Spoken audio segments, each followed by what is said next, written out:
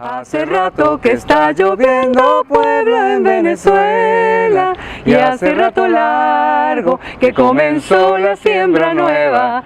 Hace rato que está lloviendo pueblo en Venezuela y hace rato largo que comenzó la siembra nueva. So, now I'm sure we are all thrilled, I am thrilled to have this lifelong activist who's dedicated all her life to this struggle, whether it's anti-war, anti-imperialist struggle, whether it's solidarity for all the oppressed nations that are under the US imperialist threat, Cuba, Venezuela. She's a terrific organizer. Gloria La Riva, she's been recently to Venezuela. She was there a month. She talked to ordinary people, people who are organizing, people connected to the government. She's observed firsthand, and not the first time, of course, the Bolivarian Revolution, that process in action. And she's brought, of course, a lot of valuable information and experience with her.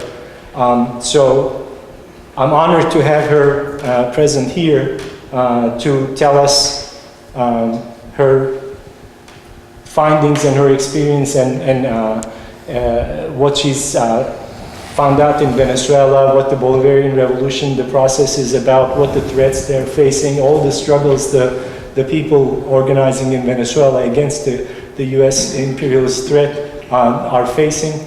So without further ado, I will invite Gloria to take and Thank you, present her. Typhoon. Thank you. Thank you.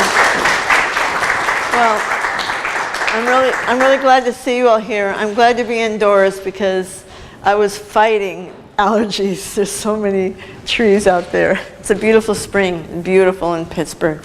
I'm amazed at the flowers and trees. I'm from California. It's not a lot of green out there. I'm really glad to see you here because, as Typhoon has said, the United States government is in the midst of a very intense aggression that could very well lead to armed war. It is a war going on right now because the sanctions are killing people. And the sanctions are an active war, but they're very, very severe and they're getting more intense, even since I left. I was in Venezuela from February 12 to March 12. I didn't expect to be there that long, but I was detained in the country for 5 more days because of the electricity blackout, which I'll talk about a little bit. The people of the US have not really paid much attention to Venezuela in the last 20 years because there's been hardly any news about it. Certainly with all the progress that's taken place in the social realm and the economic realm since Hugo Chavez became president, that wasn't something the US media or the government wanted people to know. So it was really off the map. It's only when the US has decided that it must win the hearts and minds of the American people to accept this latest US aggression and previous acts of aggression, that they have filled the airwaves and the newspaper pages with what they want you and I and everyone else to know. And so I'm glad to see you here. What I found, I've been to at least 15 cities, and we're going to have at least 15, 20 more cities across the Southwest and the South and the West when I return, is that people are coming because they're like anti-war activists or liberal-minded people who say, I don't trust what's happening, what I'm reading. I want to know because obviously we may be headed to a war. When you have people like Mike Pence, Pompeo, John Bolton, a notorious man who calls for war. He wants war with Iran, North Korea. He wants war with anybody. And Elliot Abrams. I kind of want to forget his name. He's so evil. No, but it's not funny. I mean, Elliot Abrams was notorious during the Reagan years, if we remember, those of us who were old enough then or who have studied it since. The hammering away at Congress to make sure that the funding to the Rios Montt dictatorship of Guatemala would not be stopped. to assure that the Iran-Contra arms and drug dealing in order to arm the Nicaraguan Contras who killed tens of thousands of people after the Nicaraguan Revolution, or to stop the Salvadoran struggle from succeeding against dictatorship.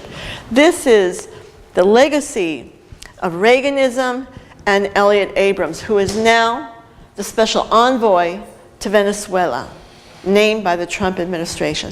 This is how serious and how extremist and right-wing the government has become in the Trump administration. But I do want to say this, that this latest phase of aggression began under the Trump administration, under the Obama administration. And I need to relate this because if we look back beyond our short memory that the media lets us know, when Obama was running for president the first time in 2008, he gave a significant speech. He gave his Latin America speech in Miami. And he was surrounded by Cuban right-wingers, the traditional Cuban American National Foundation, which is known for financing terrorism against Cuba. But in his speech, he spoke about how George Bush had ignored Latin America and had instead carried out an unending war in Iraq and Afghanistan. He said by ignoring Latin America, Hugo Chavez was able to fill a vacuum and influence Nicaragua and Bolivia with his checkbook diplomacy. By that he meant the use of Venezuela's oil for social good throughout the continent and in his country. And he said, this is not going to be we're not going to allow this to continue. He said, even China and Iran have come into Latin America as a result of ignoring Latin America. What had happened by 2008? Not only had Hugo Chavez become president in 1999 and began to provide a real example for Latin America with a new constitution reflecting the people's needs and rights, a constitution that was ratified for the first time in Venezuela's history, that was written by the people in a constituent assembly. After 1999, and the example of the reduction of poverty, of the improvement of people's condition, you had Daniel Ortega elected president to Nicaragua, now 3 times, with an increasing popularity. You had Rafael Correa elected to Ecuador, a new constitution, the reduction of poverty, the cutting of the debt, and in fact saying, we're not going to pay you the whole debt to the World Bank and IMF. The election of Evo Morales in Bolivia. That's why Obama mentioned Nicaragua and Bolivia's presidencies as a negative thing. So what was one of the first things that took place under Obama's presidency? In June 2009 was the overthrow of the democratically elected president, Mel Zelaya of Honduras. And why was Honduras targeted? It's because Honduras, in Central America, if you look at the US role, since the 1950s, Guatemala imposed dictatorship, the killing of 250,000 indigenous people. Nicaragua, I just mentioned that. El Salvador, the US had to make sure for its own interests, geopolitical and resources, that it could not let Central America fall to popular revolutions. Honduras was always kind of not in the picture, but in fact was the grounds in the US, which has always controlled its policies for training of Contras, training, and of course, control economic profits. But Mel Zelaya, following the wishes of the Honduran people when he became president, right before 2009, there were 1 million signatures that had been collected in a population of only about 9 million people, calling for a constituent assembly. They were calling for a non-binding referendum to see if the people wanted a constituent assembly to consider a new constitution, because they saw what was happening in Latin America, the leftward turn. And Zelaya had also joined Honduras to the ALBA Alliance. How many of you ever heard of ALBA, the ALBA Alliance? It stands for it's ALBA, and in Spanish it stands for the Bolivarian Alliance of the Americas. This was Venezuela and Cuba's initial call as an answer, as a counter to the free trade agreement of the Americas. That the Bush administration first, Clinton actually, then Bush, and then, Bush, tried to push onto Latin America free trade, open up the borders, get rid of tariffs, just like they did with the NAFTA agreement. But this was continent-wide. And it failed. I was there in Argentina in 2005 when Bush's last attempt to push this free trade agreement, and it failed with the formation of the ALBA.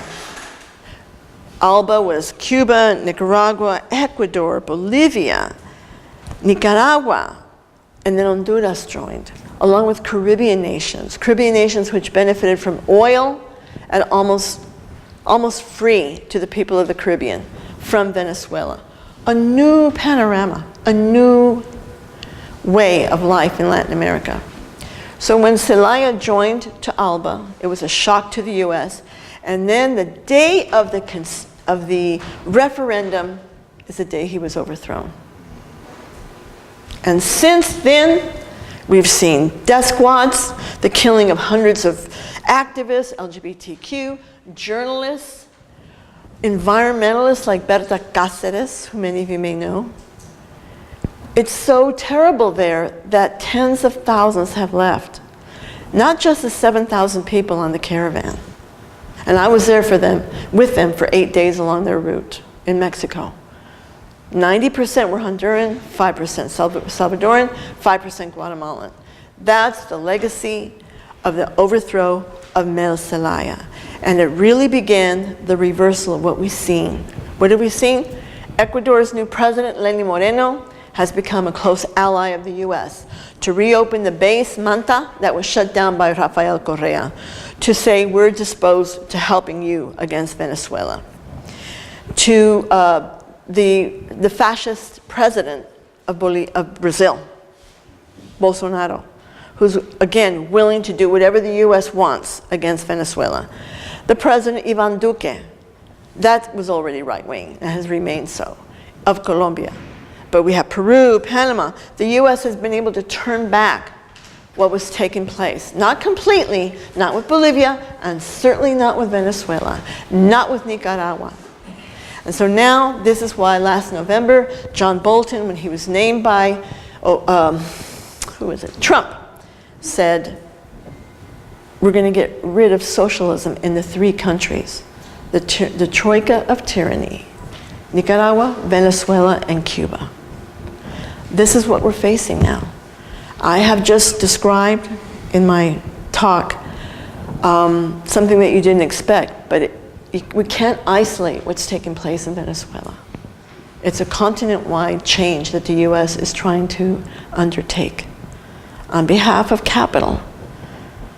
And this is why in late February, just before the US was going to try to ram this humanitarian aid, which is neither humanitarian nor aid, down the throats of the Venezuelan people, he appeared on television again in Miami. It's their favorite talking place when it comes to Latin America.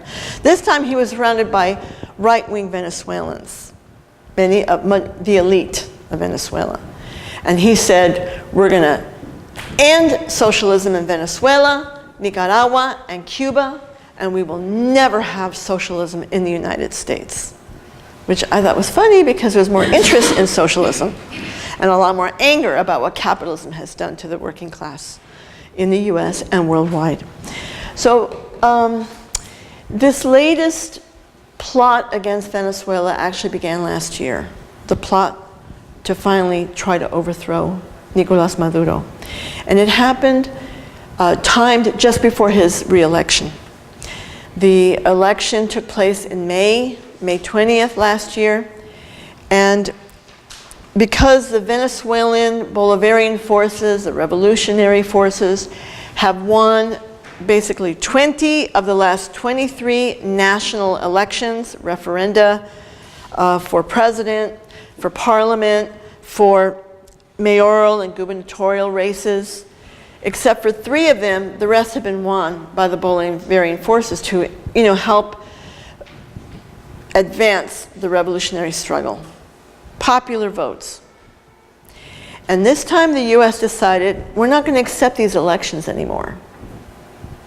3 of them they won, and so they instructed the opposition, we're going to boycott this election. Different times in the past, the right wing has boycotted, other times they've been involved. This time they were told, you're not to run in these elections, so they could say that Maduro was the only one who ran, that it was not a fair election, that he's a dictator. The problem for the US was 2 candidates of the opposition ran, including Henry Falcón, who got, I think, about 20%, versus 67.8% of Maduro. Nicolás Maduro was elected in a process that technically is guaranteed to be free of electronic fraud or any other kind of fraud. It's a long discussion, but we have a great program that was presented by somebody on the technicality of the elections. But aside from that, in Venezuela, the candidates on the ballot, those who qualify for elections, get equal time on radio and television, on TV. And I've seen those elections. I've seen opposition candidates be able to put forth their program, their promises, as well as the left. Now, I have run for office, as many people. I'm a socialist, and I've run for office, including president.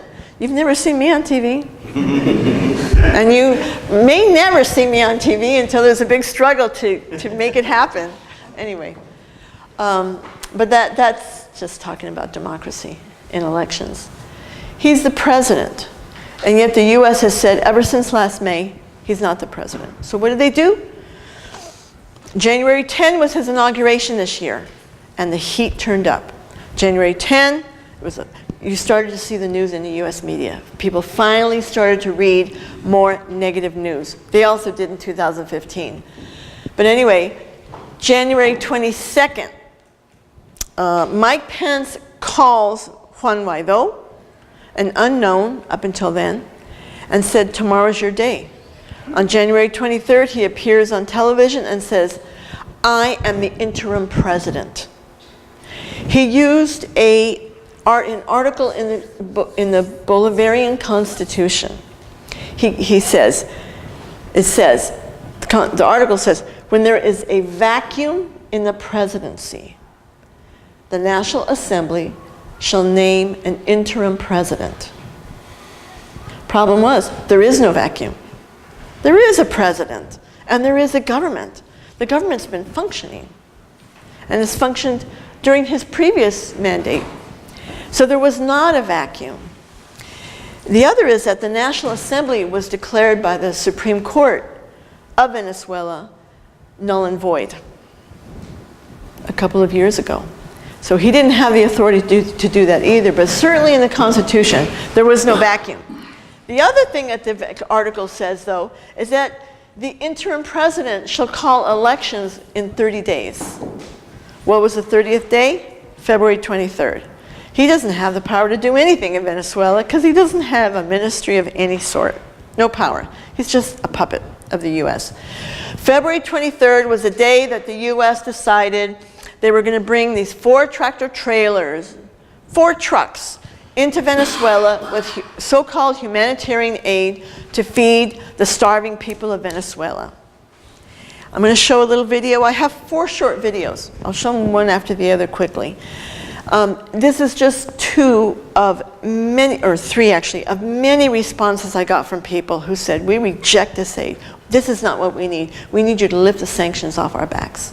We need the right to use the wealth of our country to feed ourselves, to run our country, to develop as we have been before the sanctions. Sanctions didn't begin this year. It's been an economic war against the people.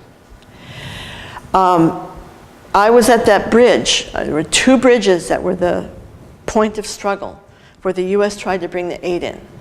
I was at the Tienditas Bridge with hundreds of other people who were there to make sure that the aid didn't get in, that the government, that the US didn't bring troops or any other representatives into the country as a Trojan horse invasion. The other bridge was a Simón Bolívar. It was very intense. It was a pitched battle because there were fascist gangs that were lobbying all day Molotov cocktails at the people, at the National Guard, the Bolivarian National Guard, and including 4 young people were burned, one seriously in his face. How many of you read about the tractor trailers that were burned? If you could raise your hand, I'd just like to get an idea of who. See, more people are reading the news. And you heard Maduro, the US press said, Maduro burned the trucks because he didn't want, he stooped so low to ban this food that he burned them. Problem is, a few weeks later, and the New York Times was guilty too, the New York Times did an investigative study. They found the video and found how it was spliced by Colombia, and it showed that those fascists that were throwing the Molotovs, they created the fire. They burned 2 of the trucks to cinders. But the impression was that Maduro did it. What we're going to do now is watch a little video, and it is, can you guys see about this high? Because that's where the subtitle is. Okay, this is, just one thing.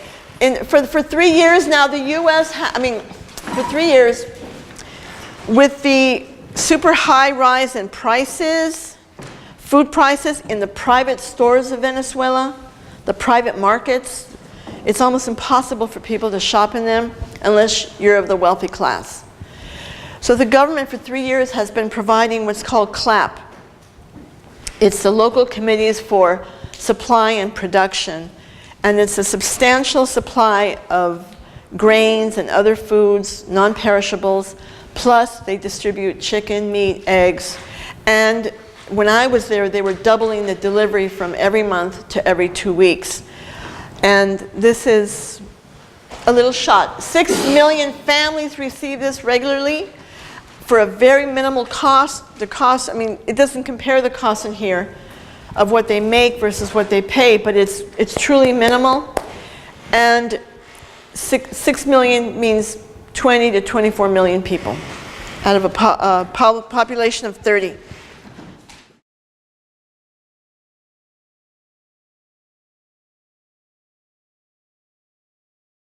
More than 6 million families receive large quantities of food on a subsidized basis every month. Mientras en el mercado un kilo de pollo tiene el costo de 10.000 bolívares soberanos, en este momento la comuna está distribuyendo a más de 1.000 familias, está distribuyendo un combo de un pollo que oscila entre 2 y 3 kilos, carne y huevos por tan solo el costo de 1.000 bolívares soberanos. Es decir, que es totalmente asequible los CLAP trabajando en el tema de la resistencia económica para lograr de que lleguen alimentos a bajo costo subsidiados totalmente por el Estado. Se le está llenando lo que falta para que lo lleven a sus comunidades. Bien. Gracias.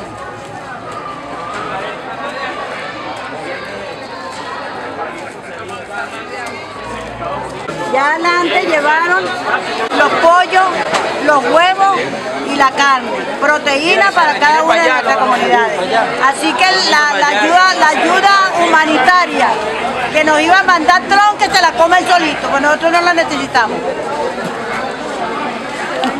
El pueblo venezolano tiene su gobierno bolivariano, que es el que nos ampara a todos, hombres, mujeres y niños, y extranjeros y venezolanos, no nada más los venezolanos. ¿Estamos claros en eso? Y que viva Maduro y viva nuestro presidente Nicolás Maduro.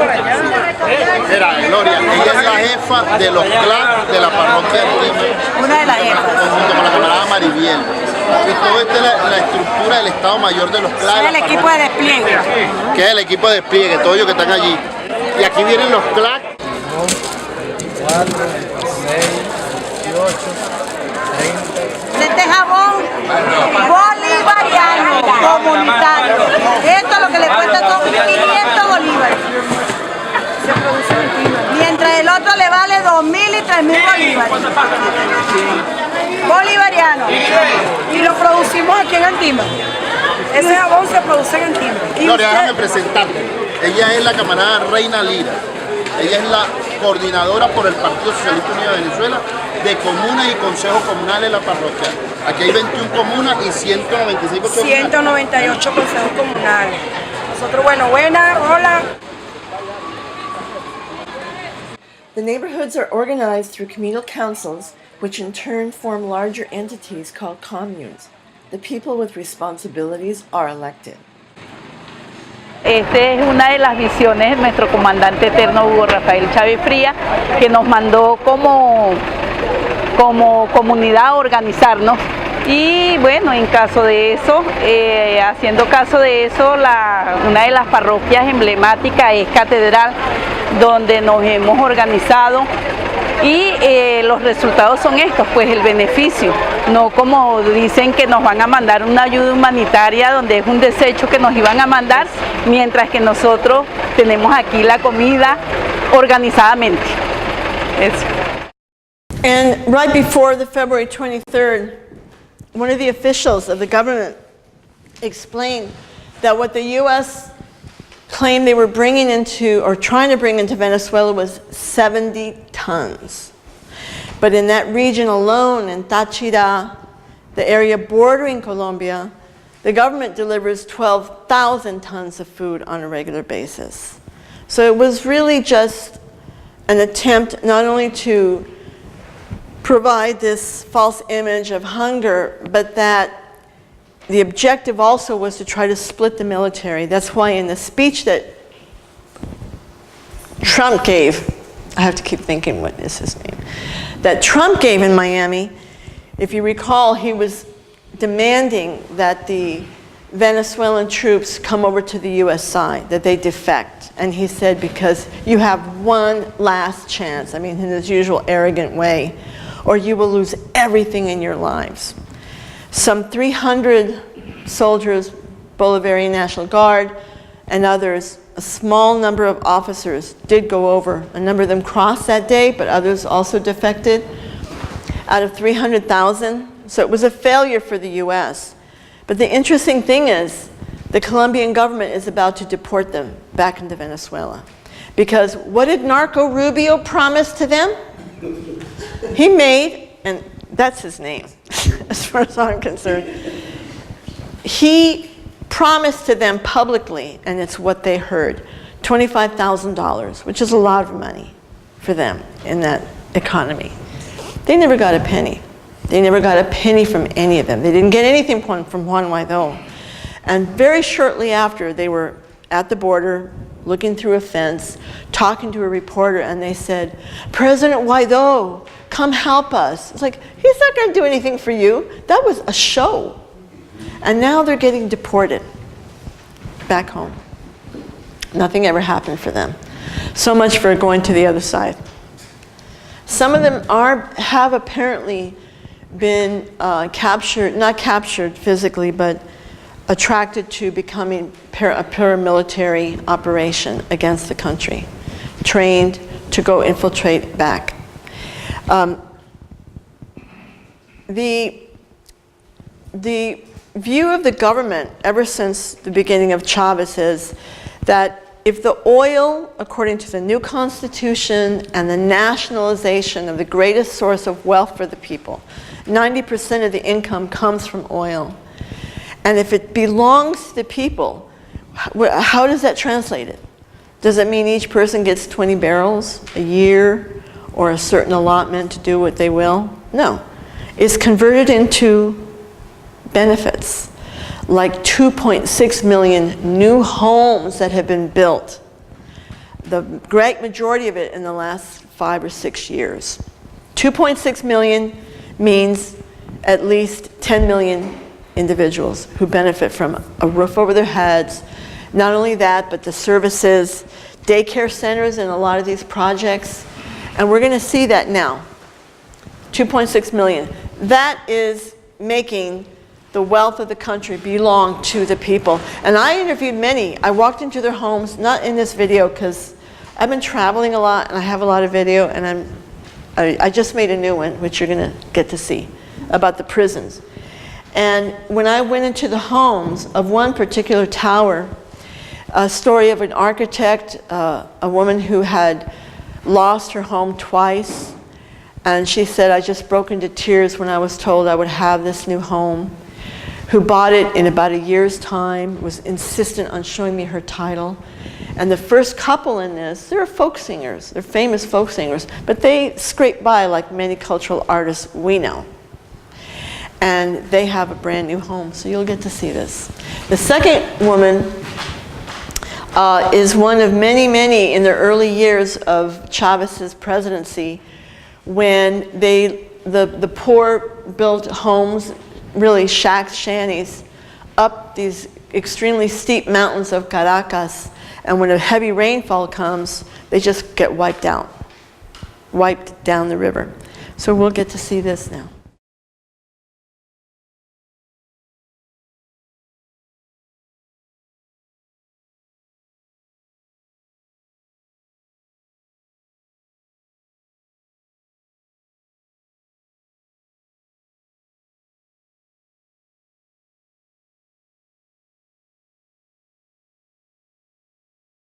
We're here in a huge housing project of the Misión Vivienda, which was started by Hugo Chavez and continued now by President Maduro. There are thousands of apartment buildings here, modern, beautiful, accessible to the people. And here is a tribute to Hugo Chavez. This is the fruit of Chinese-Venezuelan cooperation of the civilian-military union. In other words, the workers and the military helped to build this magnificent city here of housing. Yo soy cantautor venezolano. Gracias al gobierno revolucionario de Nicolás Maduro, que ha seguido el legado del comandante Chávez, tenemos nuestra vivienda. Prueba fehaciente de la unión cívico-militar. ¿Dónde vivía antes? Antes viví en algunos lugares, siempre alquilado, arrimado, y donde vivía antes era una organización que es muy violenta. La mayoría de la gente ahí es de derecha violenta, del Partido Voluntad Popular, etc. Y nosotros tuvimos que irnos de ahí huyendo porque ya estaba en peligro nuestra vida. Porque el fascismo es así. El fascismo no entiende de ideas, el fascismo entiende de violencia.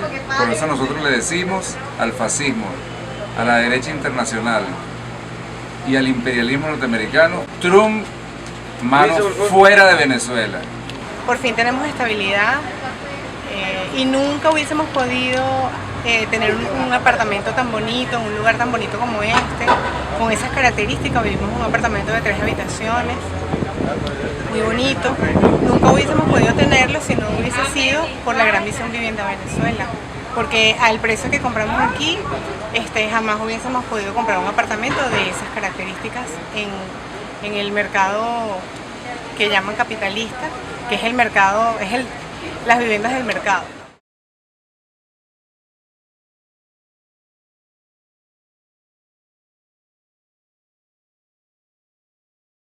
Esta infraestructura tiene aproximadamente 8 años que fue entregado a más de 400 familias que están aquí ubicadas en 6 torres. Sencillamente la Gran Misión Vivienda nace en noviembre del 2010 en La Pedrera, un sector de la parroquia Antímano donde llegó Chávez, que le solicitaba a la gente que bajen, que bajaran. Y ese día ordenó que naciera la Gran Misión Vivienda Venezuela para todo el territorio nacional. Gracias a esa misión se han construido en Venezuela hasta la presente fecha 2.600.000 viviendas. Tuvimos alrededor de un mes, creo, más o menos, por ahí de lluvia, que eso era día y noche, y entonces, como realmente mi ranchito estaba en la orilla de la quebrada, fue comiendo, fue bajando, y cuando nosotros rodamos el rancho bajo, yo perdí todos mis corotos y todo eso, pero le doy muchas gracias a mi presidente porque este apartamento me lo dieron con todo, equipado con todo, y eso yo lo agradezco. Más del 73% del presupuesto de la nación es un presupuesto que está destinado al tema del aporte social. Nosotros lo vemos como una inversión social, no lo vemos como una dádiva al pueblo, no lo miramos como una obligación al gobierno, lo vemos como la inversión social que un gobierno de corte socialista, de corte progresista, puede llevar adelante en función de garantizar los mejores estadios de nuestra patria. Y es por eso que Chávez siempre lo decía, lo importante para nosotros en la construcción del socialismo bolivariano, en la construcción del socialismo del siglo XXI, es la felicidad de nuestro pueblo, como lo decía nuestro libertador Simón Bolívar. Hace rato que está lloviendo pueblo en Venezuela, y hace rato largo que comenzó la siembra nueva. Hace rato que está lloviendo pueblo en Venezuela, y hace rato largo que comenzó la siembra nueva.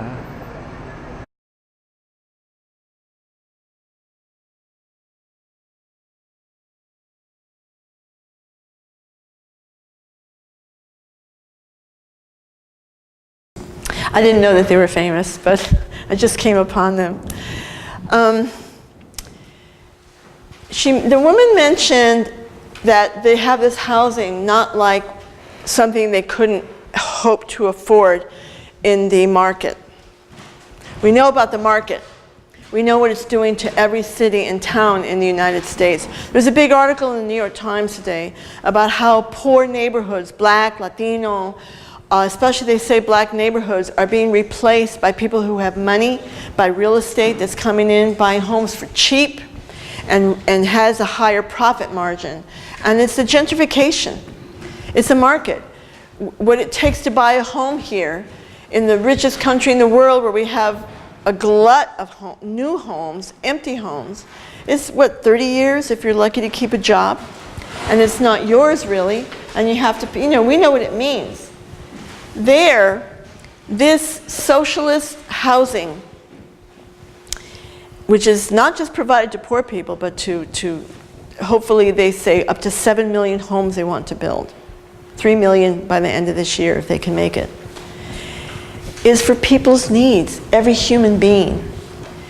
And that's why some of the opposition includes the real estate market, which used to have us, used to have them grabbed by the throat. We know what that means here too. I live in San Francisco, $4,000 for a one-bedroom apartment. I and my husband have paid rent for 36 years in a tiny apartment. We've bought the building of 10 units and the commercial space twice already. We've paid for it.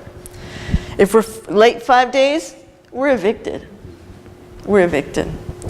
And so this is why I really believe that just like they've demonized Cuba for 60 years, they demonize what's happening in Venezuela. Because ever since Hugo Chavez and the social programs that this man described as investment, the US media, you can look back in the past, he mismanages the oil. Checkbook diplomacy that Obama spoke about. Checkbook diplomacy, like, he's just writing checks.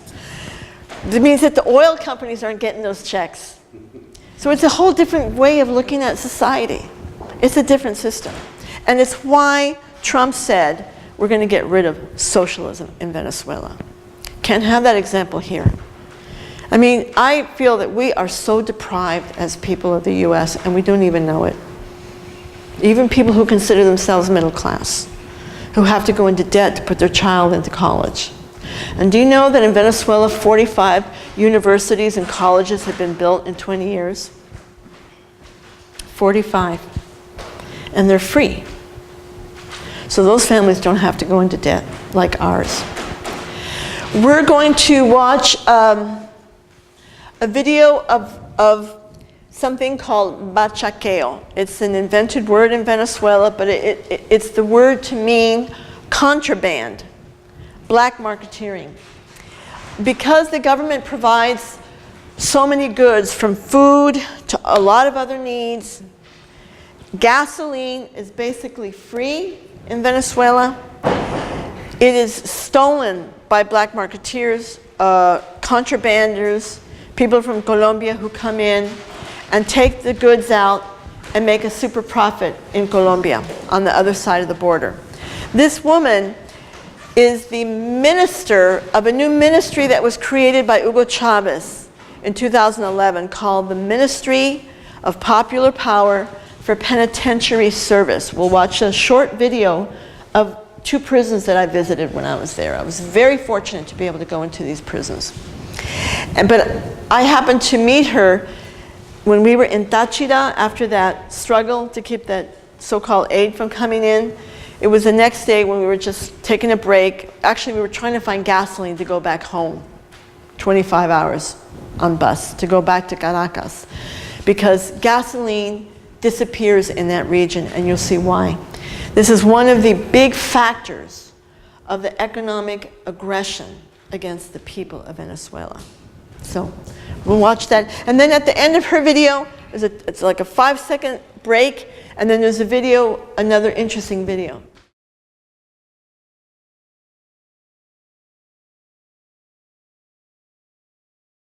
Sí, Iris Varela, ministra del Poder Popular para el Servicio Penitenciario, a su orden.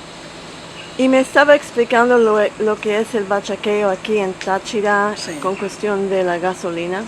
Sí, bueno, el bachaqueo es una palabra que se acuñó para identificar a un delito que se comete con los productos subsidiados del pueblo venezolano. Venezuela siempre ha tenido una política muy grande de subsidios para que el pueblo venezolano pueda acceder con facilidad a los insumos, a los bienes, a los servicios, al combustible. Y aquí en el estado Táchira, yo soy oriunda de aquí, de San Cristóbal. Este es el estado fronterizo de una frontera muy amplia con Colombia. Aquí mismo donde fue el escenario de la victoria popular el día de ayer, 23 de febrero, tanto en los puentes Francisco de Paula Santander, que divide Ureña de Colombia, como el puente Tienditas, que nunca se ha puesto operativo, y el puente internacional Simón Bolívar, que divide San Antonio también de Cúcuta, del norte de Santander. Así que toda esta línea fronteriza está también permeada por miles de trochas, caminos improvisados, caminos ilegales, que abren las personas oriundas de Colombia para venir a buscar aquí todos los productos subsidiados y sacarlos.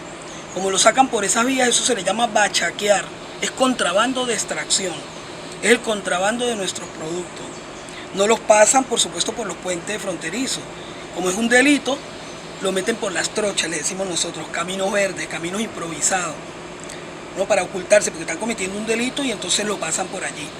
Y son miles de millones de litros de combustible, tanto gasolina como diésel, que desde que yo tengo uso de razón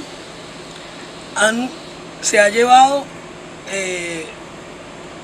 bandas organizadas de Colombia para allá, para surtirse. Incluso es tal el descaro que en Colombia sacaron una resolución y allá legalizaron el contrabando. Las estaciones de servicio que uno veía allí eran los pimpineros. Cada persona, uno pasaba la línea fronteriza para allá y veía puras pimpinas llenas del combustible venezolano. La gente, bueno, se acostumbró a eso, a llevarse la gasolina, porque aquí es regalada.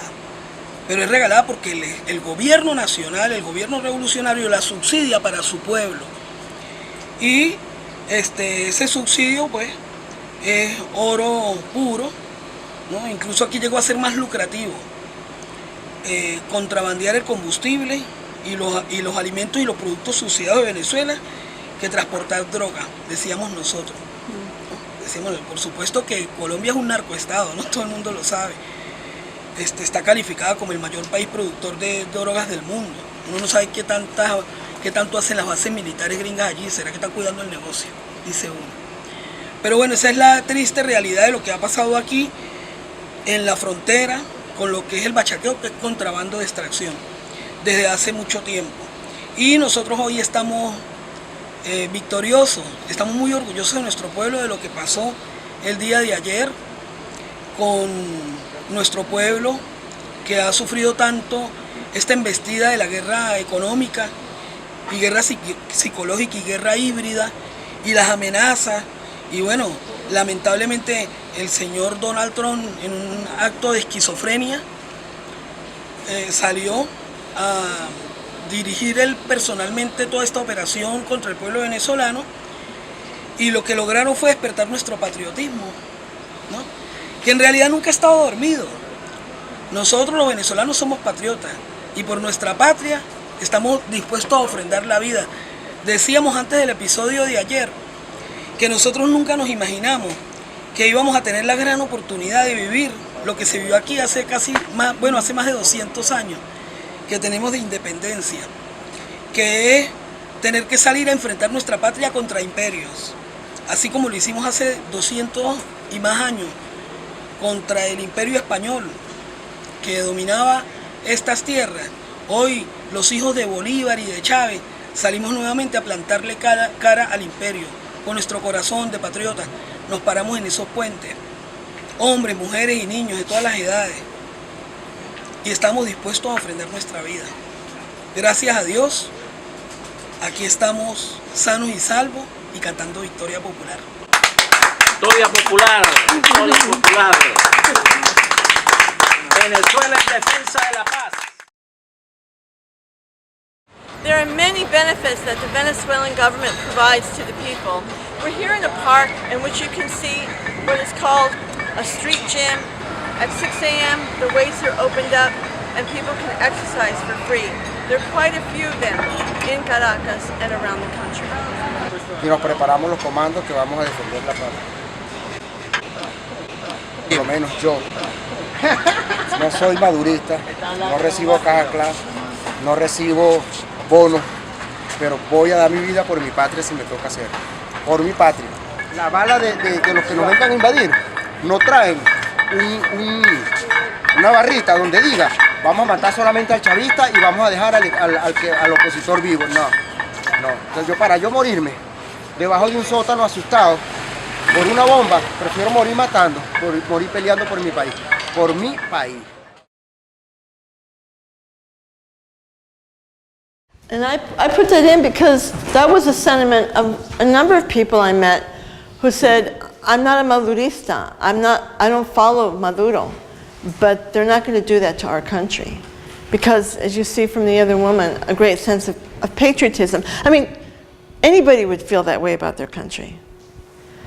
The problem is for us is that the U.S. is going all around the world, Iraq, Afghanistan, everywhere, in supposed, defense, national security.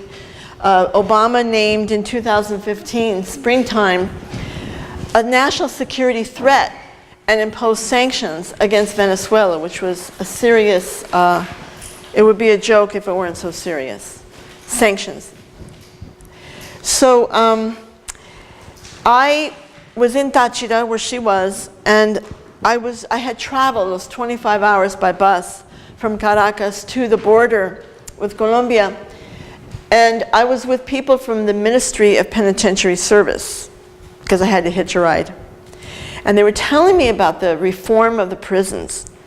The prisons were, before that, it was known as something called open regime, meaning that anything went, anything goes. They didn't even have uniforms for the prisoners. There was a lot of weapons in the prisons among the inmates, certainly by the guards. A lot of violence by the guards and among the inmates themselves too. There were a number of massacres that took place in recent years. I think the last one was like 2011. It was a horrific massacre in the prison. And that's when Chavez formed this new Ministry of Penitentiary Service. And he put Iris Varela in charge. She's the minister, and she's quite a figure in the system. They say that they regard it as 98% reformed. They say we've humanized the situation for the prisoners. I visited 2 women's and 2 men's units. I only put a short thing together because I put it together on the plane, on my computer. So it's just showing you a couple of scenes. You'll see women in a kind of a military exercise. But as one woman who was leading it in another prison told me, she said, it's not military. She said, it's cadence. It's a way for us to learn discipline, And she said also to learn how to become ladies again. Because she said that even she used to be involved in knife fights. She said we called it Coliseum, where we would, like gladiator fights that you see here, that the women, because they didn't have uniforms, because there was no order of any sort, they would fight over many things like clothes. And so she says we would get in circles with our knives, our blades, whips, and we would just go for it. And whoever won was the new leader. And that was the women. In the men's, it was even way worse. So this is just some scenes, so you can see. I'm going to show it.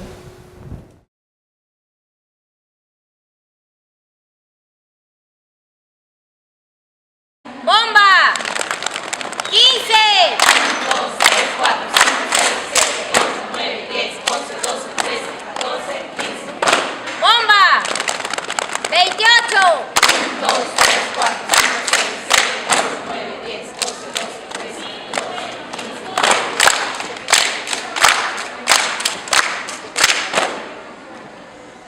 Alinear y cubrir. ¡Atención! ¡Fin! ¡Marquen el paso! ¡Más! ¡Enfrente! ¡Más!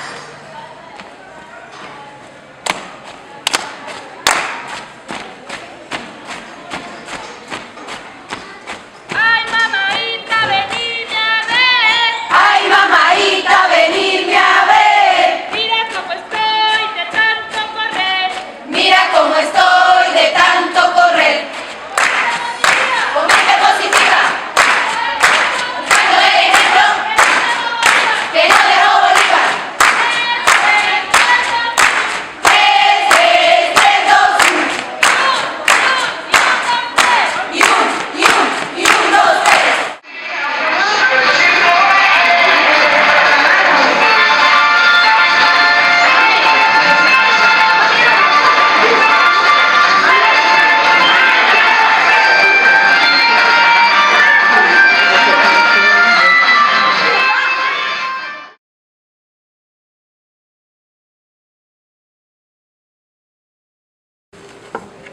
Nos encargamos de ensamblarlo, de lijarlos, de ponerle la goma laca, del secado, de todo lo que respecta a ello. Para ser maestro, como 10 años, por lo menos, para especializarse en la materia. Pero nosotras en menos de un año, este es nuestro primer violín elaborado. Para llevarlo afuera, para ya incursionarnos a la vida, ya esto sería un buen comienzo. ¿Qué le gusta de este trabajo? Yo siento que cuando ya lo tomamos así así original, ya nos enamoramos del instrumento y lo hacemos como de nosotros, lo tomamos como que si fueran nuestros hijos. Lo primero que uno le da es un baño de aceite para irle quitando la porosidad al instrumento. Y entonces con la luz ellos secan más rápido por el clima húmedo que se presenta aquí en los teques. De verdad que los instrumentos aquí son de muy buena calidad. Todo gracias al convenio chino y a nuestra ministra Iris Varela, que cumple los lineamientos de nuestro presidente Nicolás Maduro, el legado de nuestro comandante eterno Hugo Rafael Chávez Fría. Aquí está el sueño de nuestro comandante. Tenemos nuestro centro, nuestro establecimiento convertido en centro de formación para el arte, la música, el estudio, el trabajo, el deporte, la cultura. En la Cuarta República fuimos excluidos, ahora somos incluidos, tenemos participación protagónica, que eso es lo que otros países no lo ven. Esto es un modelo socialista. Estos son ideales de Simón Bolívar, que lo sacó a la luz Hugo Rafael Chávez Fría, que lastimosamente él cumplió aquí, ¿verdad?, su parte terrenal, pero para eso está Nicolás Maduro y todo su equipo de trabajo, que yo confío en ellos, como confío plenamente en Dios, para seguir el legado del presidente y muchos otros proyectos que se van a crear en Venezuela. Pero necesitamos que nos dejen trabajar, necesitamos que bueno, lo digo con responsabilidad propia, Carolina Salcedo, necesitamos que los presidentes, como el presidente de Estados Unidos, dejen trabajar esta revolución. Porque esto es de Chávez, esto es primeramente Dios, luego Simón Bolívar, luego Chávez, ahí está Nicolás Maduro dando la cara con nosotros. Entonces necesitamos eso, necesitamos más trabajo, necesitamos que nos permitan trabajar. I was able to film a lot of their work in sewing and all kinds of arts and crafts, production of their own uniforms, the sports they engage in. The men engage in all kinds of production, metalworking, furniture, making shoes from scratch, including the little Nike swoosh. They made shoes that look just like Nike shoes. And all kinds of things, you know. Really humanized treatment. And as I said, the guards are not armed, so when they're not armed, it means it's symbolic of how they treat the inmates and the mutual respect and the lack of fear of each other. So I was I was taken aback by it, and I'm making a full-length documentary of it to show so that it can be.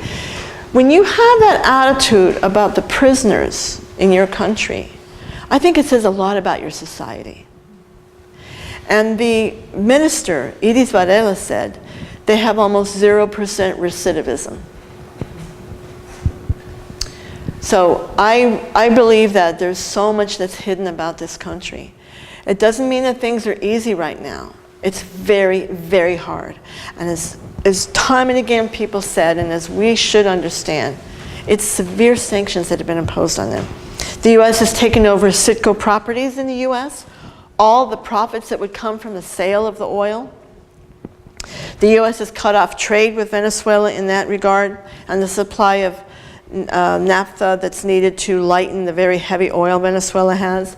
When I was there and Maduro announced that they would now start finding new markets, including India, which India said we will buy oil, that when I returned, Reliance Industries, which is was the principal potential buyer in India, said we've had to cancel because of US sanctions.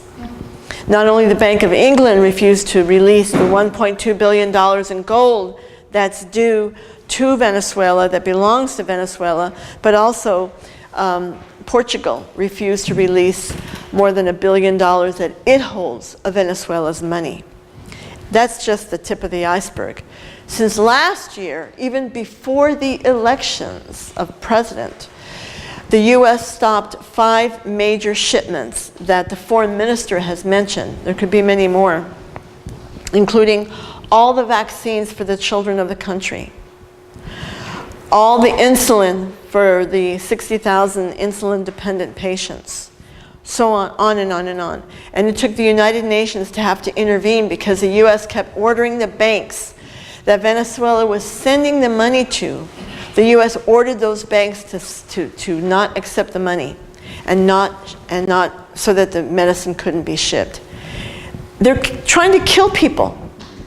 When you deny life-saving medicine to children and diabetics and cancer medicine, and now more medicine has been denied, you're trying to kill people. And U.S. officials, if you read their tweets, it's about we want to make them suffer. I forget which one. A U.S. official, it was, I think Bolton said, and it could take years. It could take years. Because the military is strongly in defense of the country. They haven't been able to break it. The people are more than 2 million militia members. I saw many of them in formation and action. Simple, humble people from the communities who are willing to defend with their lives what they have gained. Not just the military, but the militia, the civilian militia. And it's very serious because the U.S., if we know the U.S. history of the military since 1945 at least, their view is they can't be seen as losing. That's what happened with the Pentagon Papers and Daniel Ellsberg. He proved that the U.S. knew they had lost long before but kept it going because they had to find a way that they couldn't be seen as losing to Vietnam, to the Vietnamese liberation movement. And they did lose. And they lost at the Bay of Pigs. And they're losing this battle. This coup plot has failed. They tried to assassinate him last August 4, when the drone attack took place with the bomb, and it failed. And what did the US media say, the New York Times and the others? They said, well, it's said that Maduro did it to himself so he could win popularity. And it was about a month ago that CNN in Spanish, it wasn't aired on the English network, it was CNN in Spanish, interviewed the men who carried out that attack. They are in Colombia, and they received help from the Colombian government, which is playing an extremely active role against the country. Now the trochas you heard about, these roads, these paths, permeated. Weapons are coming in throughout, from Colombia and from Brazil. From Poland and Ukraine, weapons are being shipped by the United States to the region to come into Venezuela. Why? For paramilitary action. Because the US right now apparently cannot see themselves sending troops in, because it would be highly unpopular in Latin America for US troops to come in that kind of a war. And if you think about it, the war in Syria also hadn't been done that way. There's some troops now, but the bombing, the arming of the terrorist groups, Al-Qaeda, Al-Nusra, all those groups that have invaded Syria and destroyed it basically, Iraq, Libya, well, they're trying the same thing. It's called balkanization of the country. Break it up. And there are paramilitaries in the country now. And the government, the military, they're working very, very hard to try to undo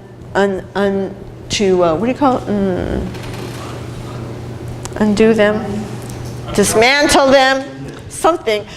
In fact, I wrote an article on liberation. I don't think it's in this edition. It is on liberationnews.org, and it's called "A Terror Plot Has Been Uncovered." This was all Juan Guaido's team. Juan Guaido and what he calls his general staff. His chief of staff was arrested March 21, Roberto Marrero in Caracas. And immediately that morning, Pence, Trump, Bolton, they all said, Maduro's committed one more crime that he's going to pay for. Who's Marrero? Marrero was leading because cell phones that in his possession have all the evidence.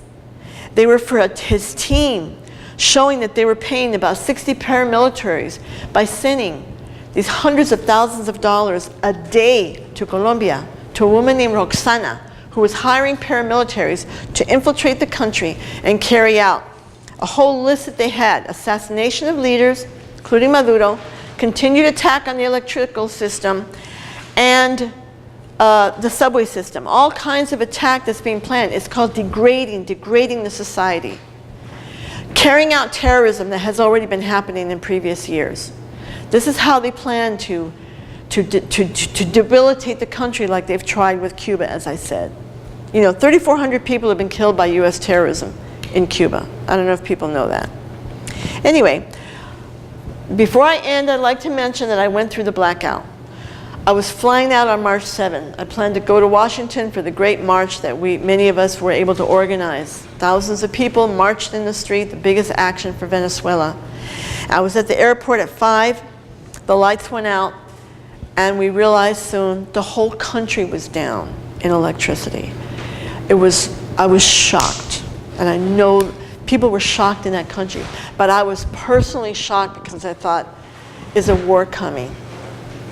By the time I got home, pitch black. You have no idea what it's like when your whole country has nothing of power except cars. And that night, of course, I was up all night thinking, are paratroopers landing? Are they going to circle the presidential palace? Are they going to kill Maduro? Are they going to unleash this violence? By the next day, when tens of thousands of us marched, despite the blackout and no metro, people marched and walked to get to the demonstration to show we're not going to give up. It was clear that what was intended was to, again, degrade society, break up the infrastructure, and it lasted 5 days. In Venezuela, when there's no electrical power, there is no water. The faucets completely dry up immediately.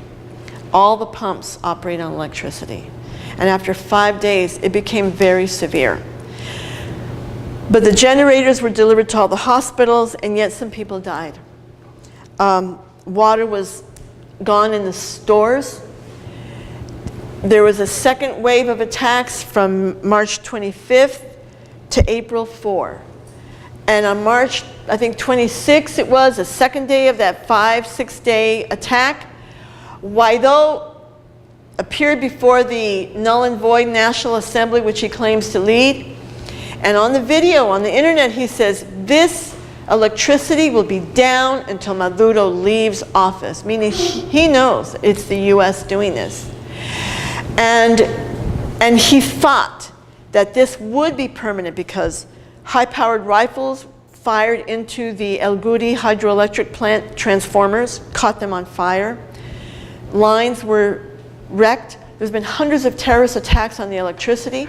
And so he said, remember, March 25 to April 4, he said, April 6, I'm calling for committees of freedom to rise up in the country. Everybody, rise up against the lack of electricity and, you know, this everything, the situation. Join me. This is our campaign of freedom to get rid of Maduro. I mean, that's breaking the law. I mean, he's really violating the Constitution and the law, and nobody touches him. I'd love for someone in discussion to tell me why nobody is touching him, why he's not under arrest, because a lot of people want his arrest. But anyway, problem for him was, by April 4, these heroic workers and engineers restored the electricity.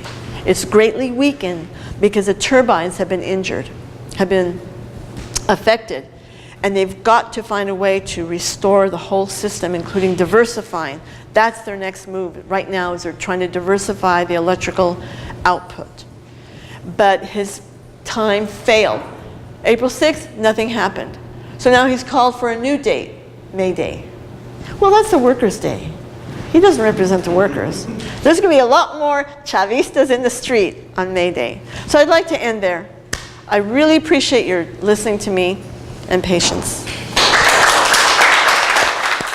Hace rato que está lloviendo pueblo en Venezuela y hace rato largo que comenzó la siembra nueva. Hace rato que está lloviendo pueblo en Venezuela y hace rato largo que comenzó la siembra nueva.